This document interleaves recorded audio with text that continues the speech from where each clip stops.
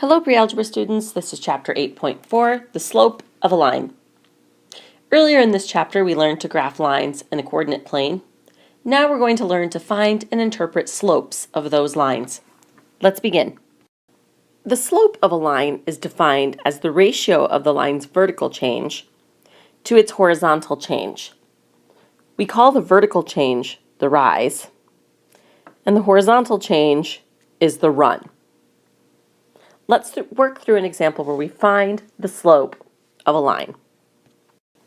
A wakeboard ramp has a rise of 6 feet and a run of 10 feet. Find its slope. In order to find the slope, we want to find the ratio of the rise to the run. So let's substitute in those quantities.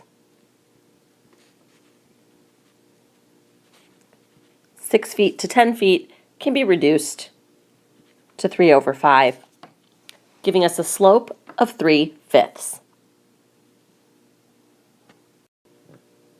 To determine the slope of a line in a coordinate plane, you can find the ratio of the vertical change between 2 points on the line and the horizontal change between the points. For example, here we're given 2 points on a non-vertical line. The first is 3, 1. The second is 5, 4. We can easily find the slope, m, of the line using this formula. M equals rise over run. Rise, in this case, is going to be the difference between the x-coordinates, so 4 minus 1, and the run will be the difference between the x-coordinates. In this case, 5 minus 3, leaving us with a slope of 3/2. Take a look at these pictures to compare slopes of different lines. Imagine that you are this person walking to the right on the line. If the line rises and you're walking uphill, the slope is positive. If the line falls, which means you're walking downhill, then the slope is negative. Zero slope means that the line is horizontal. You're neither going uphill or downhill, and the slope is 0. An undefined slope is what we call a slope of a vertical line. Now let's work through some examples of finding positive and negative slopes. Let's find the slope of the line shown here. Remember, we calculate slope by finding rise over run. Rise is the difference between our y-coordinates, and run is the difference between the x-coordinates.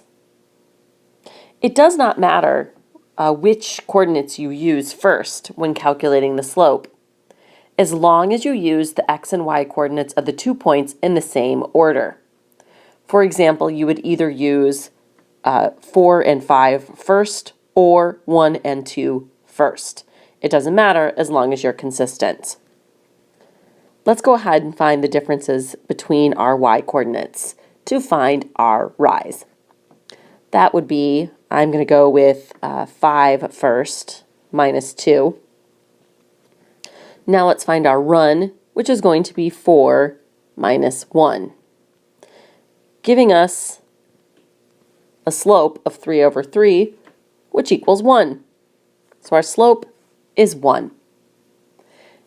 Now let's look at another example. Let's find the slope of this line, where our coordinates are 0, 1, and 3, -3. Our rise will be the difference of the y-coordinates. So we'll have, let's see, 1 minus -3. And our run is the difference between our x-coordinates. So we'll have 0 minus 3. Let's see, this will give us 1 plus 3, or 4, over -3. So our slope is -4/3.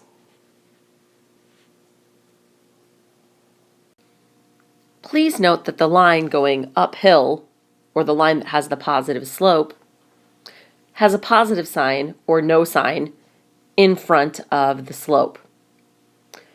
Also note that the negative slope, the one going downhill, has the negative sign in front of the given slope, -4/3. So you can tell by looking at the slope whether the line will be going uphill or downhill by simply looking for that negative sign. Here's some checkpoint problems for you. Find the slope of the line through the given points. Press pause while you work. We have more to learn when you come back. Now let's work with zero and undefined slopes. Let's find the slope of this first line with coordinates 1, 3, and 4, 3.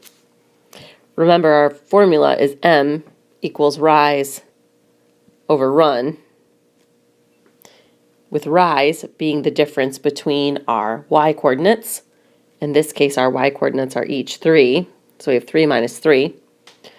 And the difference of our x-coordinates would be found by 4 minus 1, giving us 0 over 3, or just 0. So our slope is 0. And now let's move on to the next. Our rise over run in the coordinates 2, 3, and 2, -1 is going to be 3 minus -1 over 2 minus 2, giving us 4 over 0. Division by 0 is undefined, therefore our slope is undefined.